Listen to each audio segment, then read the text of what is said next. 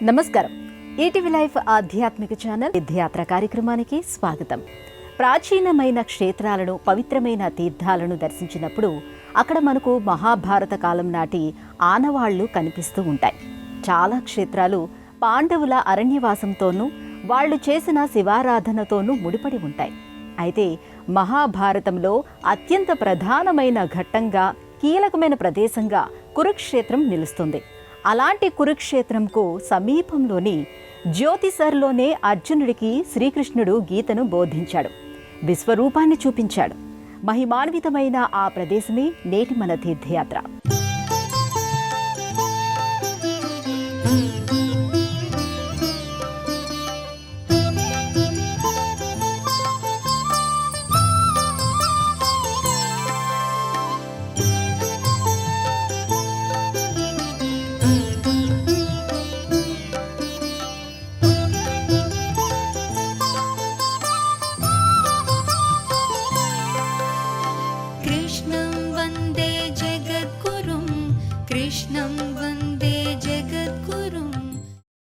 కురుక్షేత్రం హర్యానా రాష్ట్రానికి కీర్తి కిరీటం వంటిది.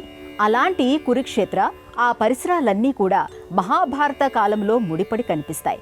ఎప్పుడో ద్వాపర యుగంలో జరిగిన యుద్ధం, అది ఇక్కడే జరిగింది అనటానికి ఆధారాలు ఏమున్నాయి అనే ఒక సందేహం చాలా మందికి కలుగుతూ ఉంటుంది. అయితే తన దివ్య దృష్టితో దర్శించి ఆ ప్రదేశం ఇదేనని శ్రీ ఆదిశంకరాల వారు స్పష్టం చేయటం ఇక్కడ గమనించవలసిన విషయం.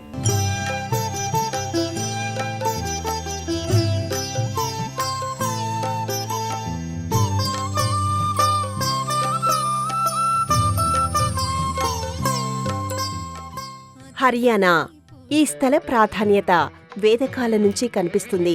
ఒకప్పుడు మహాజనపదాలలో ఒకటిగా ఈ ప్రదేశం విరాజిల్లింది. ఇక్కడి స్థల పవిత్రత కారణంగా ఎంతోమంది మహర్షులు ఆశ్రమ జీవితాన్ని ఇక్కడ గడిపినట్టుగా చెబుతారు. తమ తపోభూమిగా ఈ ప్రదేశాన్ని ఎంచుకునేవారట. హర్షుడు, హేమచంద్ర, విక్రమాదిత్యుడు వంటి మహారాజులు పరిపాలించిన ఈ ప్రాంతానికి మహాభారత కాలం తర్వాతనే హర్యానా అనే పేరు వచ్చిందనేది పరిశోధకుల అభిప్రాయం. అలాంటి హర్యానాలో ముఖ్యమైన ప్రదేశంగా కురుక్షేత్ర కనిపిస్తుంది. భారతదేశంలోని ఎన్నో ప్రాచీనమైన క్షేత్రాలు, తీర్థాలు దర్శించినప్పుడు అక్కడ మనకు మహాభారత కాలం నాటి ఆనవాళ్లు కనిపిస్తూ ఉంటాయి. పాండవులు తమ అరణ్యవాస కాలంలో దర్శిస్తూ వెళ్లిన క్షేత్రాలు, పూజిస్తూ వెళ్లిన అర్చామూర్తులు మనకి ఆయా ప్రదేశాల్లో కనిపిస్తూ ఉంటాయి. అలాంటి పాండవులు అరణ్యవాసం, అజ్ఞాతవాసం అనంతరం చేసిన యుద్ధం తాలూకు ఆనవాళ్లతో కనిపించేదే కురుక్షేత్ర. పాండవులకు 5 ఊళ్ళు కూడా ఇవ్వడానికి దుర్యోధనుడు అంగీకరించకపోవడం, అందుకు సంబంధించిన రాయభారాలు విఫలం కావడంతో కురుక్షేత్ర యుద్ధం మొదలవుతుంది.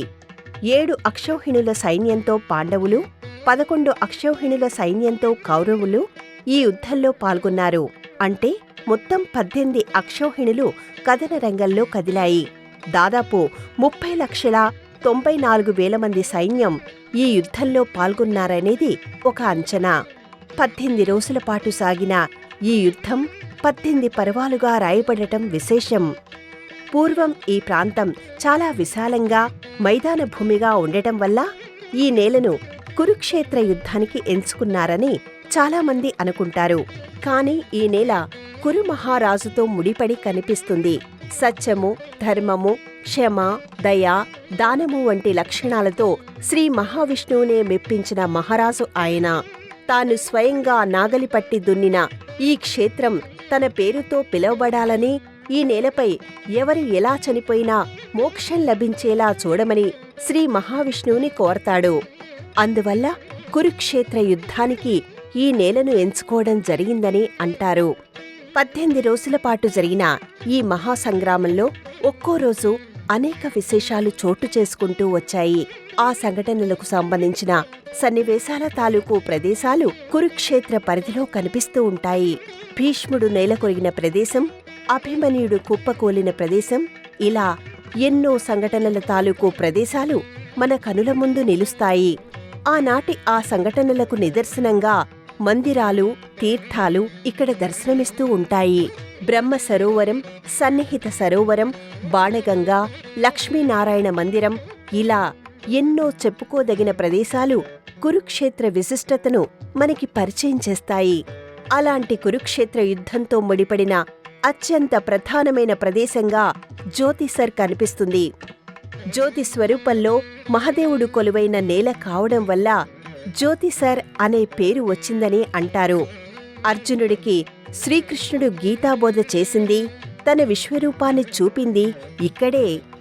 కురుక్షేత్రంగా చెప్పుకునే ఈ యుద్ధభూమిలో పవిత్రమైన తీర్థాలుగా తటాకాలు కనిపిస్తూ ఉంటాయి. పరశురాముడి కాలంలో ఆయన ఈ ప్రదేశంలో 5 అతిపెద్ద తటాకాలు ఏర్పాటు చేసినట్టుగా స్థల పురాణం చెబుతోంది. కురుక్షేత్ర యుద్ధం సమయంలో సైనికులు, అశ్వాలు, ఏనుగులు దాహం తీర్చుకోవడానికి ఈ తటాకాలు ఉపయోగించారని చెబుతారు. అలాంటి సరోవరాల జాబితాలోనే జ్యోతిసర్ కూడా కనిపిస్తూ ఉంటుంది.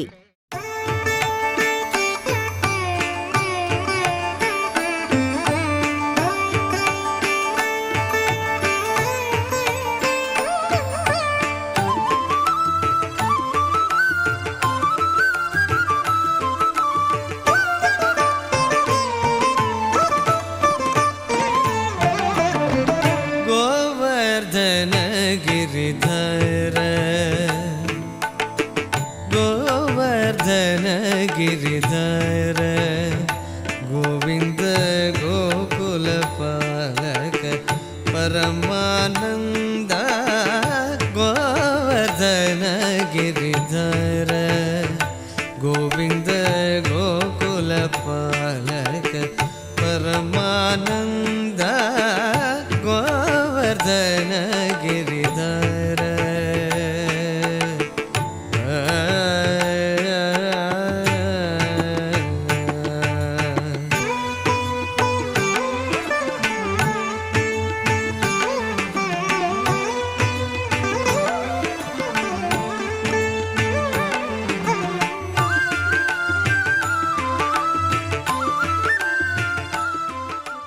హర్యానాలోని అత్యంత ప్రసిద్ధి చెందిన ప్రదేశాలలో ఒకటిగా, పర్యాటక ప్రదేశాలలో ఒకటిగా కురుక్షేత్ర కనిపిస్తుంది.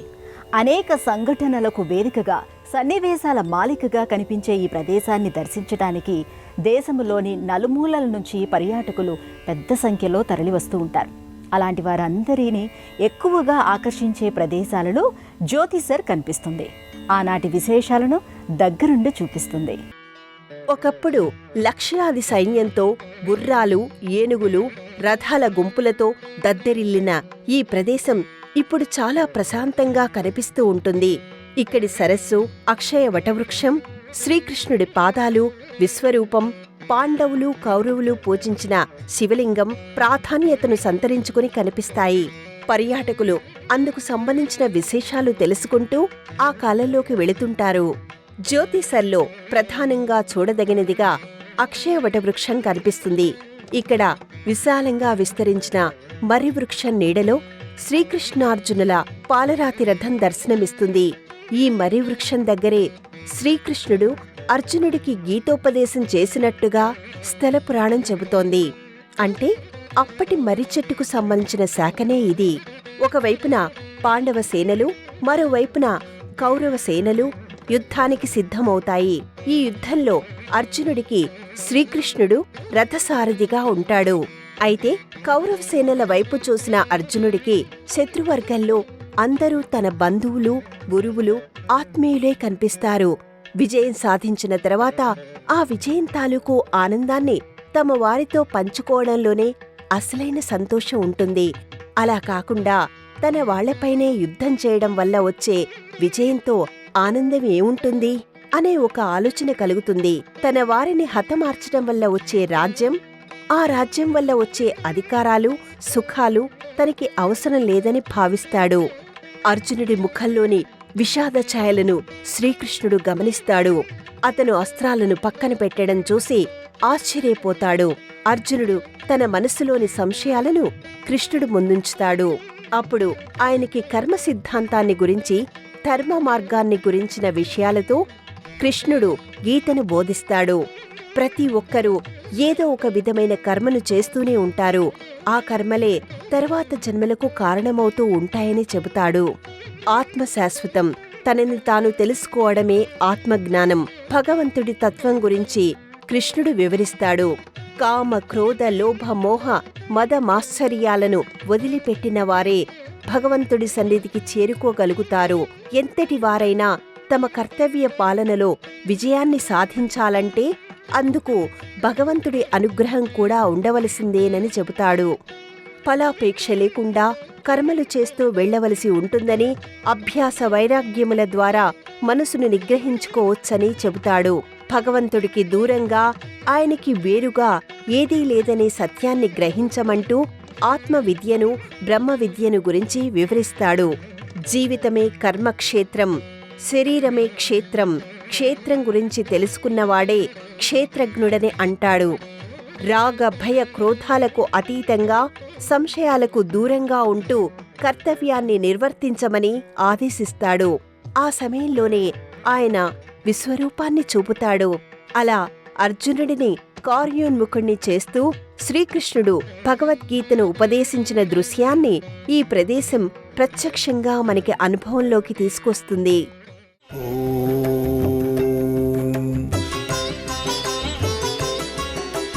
పార్థాయ ప్రతిబోధితాం భగవతా నారాయణేన స్వయం వ్యాసేన గ్రథితాం పురాణమునినా మధ్యే మహాభారతం అద్వైతామృతవర్షిణీం భగవతీం అష్టాదశాధ్యాయినీ అంబ త్వామనుసందధామి భగవద్గీతే భవద్వేషిణీ నమోస్తుతే వ్యాస విశాల బుద్ధే పుల్లారవిందాయత పత్ర నేత్ర ఏన త్వయా భారత తైలపూర్ణః ప్రజ్వాలితో జ్ఞానమయః ప్రదీపః ప్రసన్న పారిజాతాయ స్తోత్రవేత్రైకపాణయే జ్ఞానముద్రాయ కృష్ణాయ గీతామృతదుహే నమః. జ్యోతిసర్ అంటే జ్ఞానకాంతి అని అర్థం. ఇక్కడి సరోవరానికి సమీపంలో గల ఈ ప్రదేశంలోనే అర్జునుడికి శ్రీకృష్ణుడు జ్ఞానాన్ని బోధించాడు. అలాంటి ఈ ప్రదేశంలో అత్యంత ముఖ్యమైనదిగా అక్షయవటం అని పిలువబడే మర్రి చెట్టు కనిపిస్తుంది. ఇక్కడి 5 వృక్షాలలో ఇది ఒకటి. ఆ వృక్షాలు ద్వాపర యుగం నాటికి చెందినవిగానే విశ్వసిస్తూ ఉంటారు. జ్యోతిసర్ కురుక్షేత్ర ఘట్టానికి సంబంధించిన ముఖ్యమైన ప్రదేశం. ఈ ప్రదేశంలో అడుగుపెట్టిన వారు సింహద్వారంగా భావించే పాలరాతి మందిరాన్ని దాటుకుని లోపలికి ప్రవేశిస్తూ ఉంటారు. సువిశాలమైన విస్తీర్ణాన్ని కలిగిన ఇక్కడి సరోవరానికి సమీపంగా ఉన్న అత్యంత ముఖ్యమైన ప్రదేశమే ఈ వటవృక్షం. అర్జునుడికి శ్రీకృష్ణుడు చేసిన గీతోపదేశం ఈ వటవృక్షం సన్నిధిలోనే జరిగింది. ఈ ప్రదేశంలో ప్రధానమైనవిగా చెప్పుకునే 5 మహావృక్షాలు కనిపిస్తాయి. ఇక్కడి వటవృక్షంతో పాటు మిగతా వృక్షాలు కూడా గీతను విన్న కారణంగానే ఇప్పటి వరకు నిలిచి ఉన్నాయని అంటారు. శ్రీకృష్ణుడు భక్తి, జ్ఞాన, కర్మ, క్రియా, యోగాలను గురించి అర్జునుడికి తెలియజెప్పింది ఇక్కడే. వేద వేదాంత యోగ రహస్యాలను అర్జునుడు గ్రహించింది ఇక్కడే. అర్జునుడికి తాత్కాలికంగా దివ్యదృష్టిని ప్రసాదించిన శ్రీకృష్ణుడు అనంతమైన తేజోరూపంతో తానే విశ్వమై ఉన్నాననే విషయాన్ని తెలియజేస్తూ విశ్వరూపాన్ని ఆవిష్కరిస్తాడు. అన్నింటా తానే ఉన్నాను, అంతటా తానే ఉన్నాను అనే సత్యాన్ని అర్జునుడికి ఎరుకపరుస్తాడు. అలా కురుక్షేత్ర యుద్ధానికి, గీతోపదేశానికి, శ్రీకృష్ణుడి విశ్వరూపానికి సాక్షిగా నిలిచిన కారణంగానే ఈ వటవృక్షానికి అందరూ భక్తి శ్రద్ధలతో ప్రదక్షిణ చేస్తూ ఉంటారు. ఈ వృక్షమూలంలో ఉన్న శ్రీకృష్ణుడి పాదాలకు నమస్కరించుకుంటూ ఉంటారు. ఇక్కడ కనిపించే ఒక మహావృక్షం సన్నిధిలో శివలింగం ఉంటుంది. ఈ శివలింగం ద్వాపరయుగం కాలం నాటిదిగానే చెబుతూ ఉంటారు. సాక్షాత్తు సదాశివుడు ఇక్కడ ధ్యానం చేసుకున్నట్టుగా చెబుతారు. కురుక్షేత్ర సంగ్రామ ఆరంభంలో అటు పాండవులు ఇటు కౌరవులు కూడా ఈ శివలింగాన్ని ఆరాధించినట్టుగా స్థలపురాణం చెబుతోంది. శ్రీకృష్ణ పరమాత్ముడు కూడా ఈ శివలింగానికి అభిషేకం చేసినట్టుగా చెబుతారు. ద్వాపరయుగం కాలం నాటిదిగా చెప్పుకునే ఈ దివ్యలింగాన్ని ప్రతి ఒక్కరూ దర్శించుకుంటారు. ద్వాపరయుగ కాలం నాటికే ఉన్న ఇక్కడి శివలింగానికి 1850లో కాశ్మీర్ రాజు మందిరాన్ని నిర్మించారని చరిత్ర చెబుతోంది. ఇక అక్షయ వటవృక్షం చుట్టూ గల రాతి వేదికను దర్భంగా మహారాజు నిర్మించారు. అక్షయ వటవృక్షం సన్నిధిలో గల కృష్ణార్జునుల పాలరాతి రథాన్ని 1967లో కంచికామకోటి పీఠం వారు ఏర్పాటు చేశారు. అందంగా తీర్చిదిద్దబడిన ఈ రథం పర్యాటకులను ఆ కాలంలోకి తీసుకుపోతుందని చెప్పొచ్చు. శ్రీకృష్ణుడి విశ్వరూప దర్శనం చేసిన అర్జునుడికి ఆయనే కాలస్వరూపమనే విషయం అర్థమవుతుంది. ధర్మ మార్గంలో కర్మ సిద్ధాంతాన్ని ఆచరించడమే తన ముందున్న కర్తవ్యమని భావిస్తాడు. తిరిగి అస్త్రశస్త్రాలు చేపడతాడు. అయితే శ్రీకృష్ణుడి విశ్వరూపానికి సంబంధించిన వర్ణనకి తగినట్టుగా ఆ స్వామి రూపాన్ని ఇక్కడ ఆవిష్కరించారు. 9 శిరస్సులను కలిగిన ఆ రూపం కడవరకు మరచిపోలేని అద్భుతాన్ని కనుల ముందు నిలుపుతుంది. ఈ విరాట్మూర్తిని పర్యాటకులు అలా చూస్తుండిపోతారు. శ్రీకృష్ణుడి విశ్వరూప విన్యాసాన్ని ప్రతి ఒక్కరూ ప్రత్యక్షంగా పొందుతున్న అనుభూతికి లోనవుతారు. 10 అడుగుల ఎత్తుగల పీఠంపై ఏర్పాటు చేసిన 40 అడుగుల మూర్తి ఇది. అష్టధాతువులతో ఆదిశేషుడితో కూడిన ఈ మూర్తిని రామ్వంజీ అనే శిల్పి మలిచారు. కృష్ణుడు, శివుడు, నృసింహస్వామి, హనుమంతుడు, పరశురాముడు, అగ్నిదేవుడు ఇలా 9 శిరస్సులను కలిగిన విశ్వరూపం విస్మయానికి గురిచేస్తుంది. అయితే శ్రీకృష్ణుడి విశ్వరూప దర్శనం పగలు మాత్రమే కాదు, రాత్రి వేళలోనూ మహాద్భుతమై కనువిందు చేస్తుంది. అనునిత్యం ఇక్కడ సౌండ్ అండ్ లైటింగ్ షోను ఏర్పాటు చేస్తారు. ఆ సమయంలో ఈ విరాట్మూర్తిని నిలబెట్టిన 10 అడుగుల పీఠభాగం ఒక స్క్రీన్ మాదిరిగా మారిపోతుంది. మహాభారతంలోని కొన్ని ముఖ్యమైన ఘట్టాలను ఇక్కడ ప్రదర్శిస్తారు. ఇక పంచనాగ పడగలతో గల స్వామివారి మూర్తిని అనేక కోణాలలో ఆవిష్కరించే తీరు మంత్రముగ్ధుల్ని చేస్తుంది.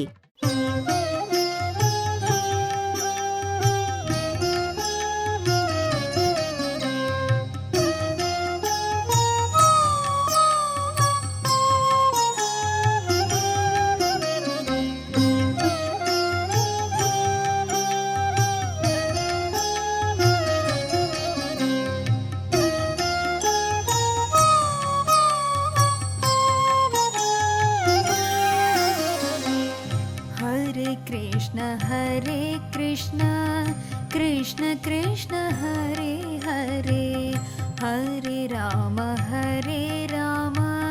राम राम हरे हरे हरे कृष्ण कृष्ण कृष्ण हरे हरे हरे राम राम राम हरे हरे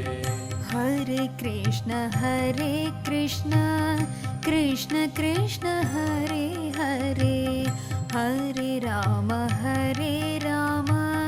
राम राम हरे हरे గీతా జన్మస్థలి, గీతా ఉపదేశ స్థలంగా పిలుచుకునే జ్యోతిసర్ అనేక విశేషాలకు వేదికగా నిలుస్తుంది. ఇక్కడ నుంచే కురుక్షేత్ర యుద్ధం ఆరంభమైందని చెబుతారు. శ్రీకృష్ణుడి గీతోపదేశాన్ని విన్న భాగ్యాన్ని, ఆ స్వామి విశ్వరూపాన్ని చూసే భాగ్యాన్ని పొందిన ప్రదేశం ఇది. అలాంటి ఈ ప్రదేశంలో అడుగు పెట్టడానికి అదృష్టం ఉండాలనే విషయం ఈ ప్రదేశాన్ని దర్శించిన తర్వాత మనకు అర్థమవుతుంది. ప్రతి ఏడాది డిసెంబర్లో గీతా అంతర్జాతీయ ఉత్సవాన్ని వైభవంగా జరుపుకునే ప్రదేశాల్లో జ్యోతిసర్ ఒకటిగా కనిపిస్తుంది. ఈ సమయంలో బ్రహ్మ సరోవర్, సన్నిహిత సరోవర్లతో పాటు జ్యోతిసర్ సరోవరం తీరంలో లక్షలాదిగా మట్టి ప్రమిదలలో దీపాలు వెలిగిస్తారు. ఆ సమయంలో ఇక్కడి ప్రతి సరోవరం దీపాల హారాన్ని ధరించినట్టుగా అనిపిస్తుంది. ఆ దృశ్యాన్ని గురించి చెప్పడానికి మాటలు చాలవు, ప్రత్యక్షంగా చూసి తీరవలసిందే. అక్షయ వటవృక్షానికి సమీపంలోనే ఆదిశంకరుల వారి మందిరం కూడా కనిపిస్తుంది. భారతీయ ఆధ్యాత్మిక వైభవంలో ఆదిశంకరుల వారు నిర్వహించిన పాత్ర అతి ముఖ్యమైనది. అనేక ప్రాచీన క్షేత్రాల విశిష్టత వెలుగు చూసేలా చేసినవారాయన. మహాభారత యుద్ధం జరిగిన ఈ ప్రదేశం విషయంలోనూ సరైన స్పష్టత ఇచ్చింది, లోకానికి ఈ విషయాన్ని తెలియచెప్పింది ఆదిశంకరుల వారే. అందువల్లనే ఆయన మందిరాన్ని తప్పకుండా దర్శించుకుని ఆశీస్సులు అందుకుంటూ ఉంటారు. జ్యోతిసర్లోని ఆలయ సముదాయాన్ని ఉదయం 5 గంటల నుంచి రాత్రి 8 గంటల వరకు దర్శించే అవకాశం ఉంటుంది. దేశంలోని అన్ని ప్రధానమైన నగరాల నుంచి ఢిల్లీకి రోడ్డు, రైలు, వాయుమార్గాలు ఉన్నాయి. ఢిల్లీ నుంచి 160 కిలోమీటర్ల దూరంలో ఉన్న కురుక్షేత్ర చేరుకోవడానికి బస్సులతో పాటు రైళ్లు కూడా అందుబాటులో ఉంటాయి. ఢిల్లీ నుంచి చండీగఢ్ వెళ్లే బస్సులు కురుక్షేత్ర మీదుగానే వెళతాయి.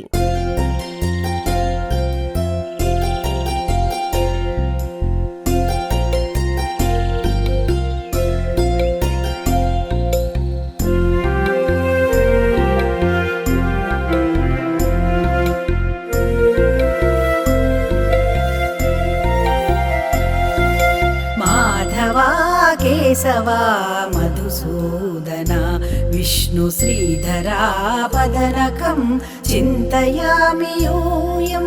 మాధవా కేశవా మధుసూదన విష్ణు శ్రీధరా పదనకం చింతయామి యూయం.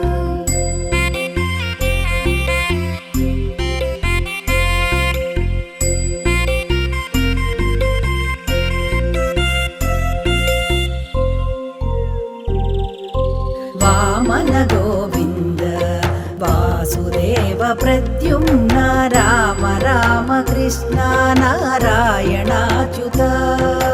వామన గోవింద వాసుదేవ ప్రద్యుమ్న రామ రామ కృష్ణ నారాయణాచ్యుత. దామోదరానిరుద్ధ దైవ పుండరీకాక్ష. దామోదరానిరుద్ధ దైవ పుండరీకాక్ష. నామత్రయాధీశ నమో నమో. కురుక్షేత్ర యుద్ధం పాండవులకు, కౌరవులకు సంబంధించిన అనేక సంఘటనలను ప్రతిబింబిస్తుంది. అలాంటి యుద్ధ భూమిలో ఒక భాగంగా కనిపించే జ్యోతిసర్ మరింత విశిష్టతను సంతరించుకొని కనిపిస్తుంది. అలనాటి దృశ్యాలను మనసు వాకిట్లో నిలుపుతుంది. ఇక్కడి ప్రత్యేకతలను, విశేషాలను గురించి తెలుసుకున్నారు కదా. మరో ఆలయ సందర్శనంతో మళ్ళీ కలుసుకుందాం. అంతవరకు సెలవు.